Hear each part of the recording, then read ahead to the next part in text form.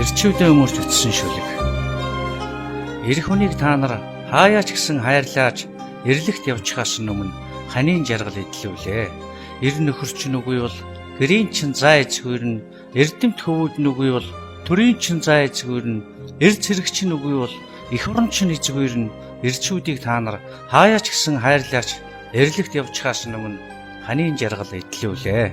Хилэн тагнаагаан онохгүй тултчиж, хөлн дэлхийгэн онохгүй тэмтчиж, хаяа нэг халамцуухан эрэхтэн хараалын үг урсгаж халаасын битгий хоослоо. Янгийн захиал лав гарахгүй шүвдээ наадахаас чинь яахав дээ хөөрхий шараан тайлах юм ин үлдээ.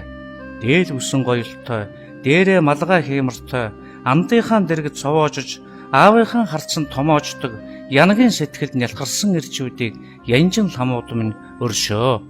Уул шиг юм гэж дандаа битгий давар, үүл шиг нүгэд явчихдаг юм, ус шиг уян гэж дандаа битгий самар, уур болоо дэгдчихдэг юм, төгөлдрөх урмын бүр угалчих бол төрсөн шигэн уруугаан хараад унчихдаг юм аа.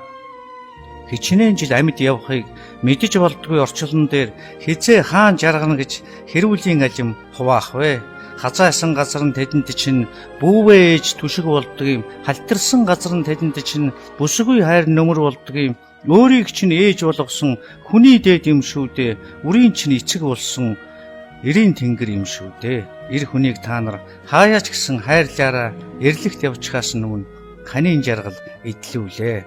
Олон авайл гэргийг та нараас олон аавын хөвгүүдийг өмөрч үтсэн шүлгийн минь болгоо, өөрийн минь биеийг битгий болгоо.